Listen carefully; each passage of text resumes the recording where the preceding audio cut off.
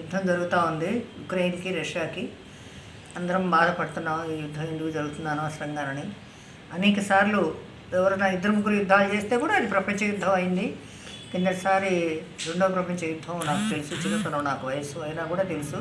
మా ఊరి మీదుగా యుద్ధ విమానాలు ఎగిరేవి, అవి చూసేదాన్ని నేను. అప్పుడు ఆ సమయంలో ఘోరమైన ఉత్పాదన జరిగి నష్టం కూడా చాలా జరిగిపోయింది. హిట్లర్ గెలుస్తారనే అనుకున్నాడు, కానీ గెలవలేకపోయాడు. రష్యా లెనిన్గ్రాడ్ దాకా వెళ్ళి అక్కడ మంచులో ఉండలేక సైనికులందరూ కూడా చచ్చిపోయారు. మళ్ళీ అదే జరుగుతుంది ఉక్రెయిన్కి రష్యాకి. ఇప్పుడు యుద్ధం మంచిది కాదు అసలు. ఏ యుద్ధం జరిగినా ప్రపంచ యుద్ధంగా మారే అవకాశం ఉంటుంది కాబట్టి యుద్ధం మంచిది కాదని నేను భావిస్తున్నాను. రెండవ ప్రపంచ యుద్ధంలో 2 పట్టణాలు నాశనం అయిపోయినాయి. రెండవ ప్రపంచ యుద్ధంలో హిరోషిమా నాగసాకి మొక్క మొలవకుండా, గడ్డి కూడా మొలవకుండా నాశనం అయిపోయాయి. ఎన్నో సంవత్సరాల దాకా బాధలు అనుభవించారు వాళ్ళు. సరెండర్ అయిపోయారు వాళ్ళు ఆ టైంలో రష్యాతో కూడా. కాబట్టి ఎప్పుడు యుద్ధాలు మంచిది కాదు. సంధి చేసుకోవడం, చర్చలు జరుపుకోవడమే మంచిది. ఇప్పుడు కూడా అదే రిజల్ట్ రావచ్చు, కానీ ఎంతోమంది నాశనం అయిపోయారు. జీవితాలే పాడైపోయాయి యుద్ధాల వల్ల. ఎంతోమంది విధవులు అవుతారు. ఎంతోమంది ఇల్లు లేకుండా, ఇల్లు కూలిపోయి బాంబుల వర్షంతో ఇల్లు నాశనం అయిపోయి వాళ్ళు అనాథలు అయిపోతారు. పిల్లలు చచ్చిపోతారు, పెద్దలు చచ్చిపోతారు. ఇదంతా నాశనానికే తప్ప యుద్ధం ఎప్పటికీ కూడా ఎవరికి కూడా మంచిది కాదు. మరి ఈ యుద్ధం వల్ల అనేక నష్టాలు సంభవిస్తాయి, అది కూడా నేను వివరిస్తాను. దేశం చిన్న కొద్ది జనాభా. మనకి ఎట్లయితే నేపాల్ విడిపోయిందో అలాగే ఉక్రెయిన్ కూడా ఆ దేశం నుంచి విడిపోయింది, చాలా చిన్నది.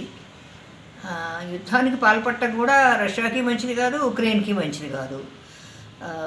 ఇప్పుడు అసలు యుద్ధం జరిగితే అణుబాంబులతో జరుగుతుంది. ఒకప్పుడు మనం అది చెప్పనా, అది హిరోషిమా నాగసాకి ఫలితాలు ఏంటో మనకు తెలుసు. అక్కడ మొక్క కూడా మొలవకుండా, అణుబాంబుల వల్ల, మిసైల్స్ వల్ల మొక్క కూడా మొలవకుండా పోయింది. ఆయా దేశాలు నాశనం అయిపోయాయి. యుద్ధం ఎప్పుడు వచ్చినా కూడా నాశనమే తప్ప మంచి ఎప్పుడూ జరగదు. ఎవరి కోపతాపాలు, ఎవరి లాభ నష్టాలు వాడు చూసుకుని చేస్తారో. లాభం కలగదు, చివరికి నష్టమే ఇరు దేశాలకి కూడా కలుగుతుంది. రెండోసారి యుద్ధంలో కూడా అదే జరిగింది. రష్యా దాకా పోయి లెనిన్గ్రాడ్లో అక్కడ మంచుకి వాళ్ళు భరించలేక వాళ్ళంతా కూడా, హిట్లర్ సైనికులంతా కూడా చచ్చిపోయారు.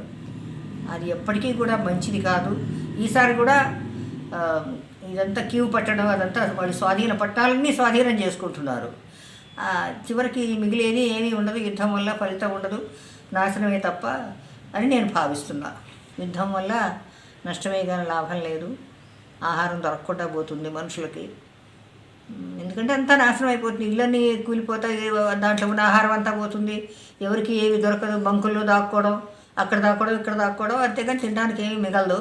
అదంతా కూడా అందరికీ నష్టమే. అందుకని యుద్ధం ఎప్పటికీ కూడా మంచిది కాదని అనిపిస్తున్నది. రష్యా వాళ్ళు కూడా కొంచెం ఆలోచించుకోవాల్సింది. చిన్న దేశం, దాని మీద పట్టం ఎందుకని. నాటో వ్యవహారం మధ్యలో పెద్ద గొడవగా వచ్చింది. నాటోలో చేరవద్దని రష్యాలు కోరుతున్నారు. వీళ్ళేమో ఉక్రెయిన్ వాళ్ళేమో నాటోలో చేరాలని చేస్తున్నారు. చేయటం వల్ల వాళ్ళ కోపం వచ్చి వాళ్ళు వీళ్ళ మీద పడుతున్నారు. ఈ కోపతోపాలు ఇవన్నీ కూడా సామాన్య ప్రజలకు ఏం లాభం దీనివల్ల. వాళ్ళంతా కూడా నష్టపోతారు. ఉక్రెయిన్లో కానీ రష్యాలో కానీ సామాన్య ప్రజలు చచ్చిపోతారు. సైనికులు వాళ్ళకేం తెలియదు, వాళ్ళు యుద్ధం చేయమంటే చేస్తారు జీతాలు తీసుకొని. వాళ్ళు కూడా నష్టపోతారు, వాళ్ళందరూ కూడా చచ్చిపోతారు. మేము ఇంతమందిని చంపాం, ఇది చివరికి మిగిలేది. ఈ విధంగా చంపడం ఎంత మాత్రం కూడా మంచిది కాదని నాకు అనిపిస్తూ ఉంది.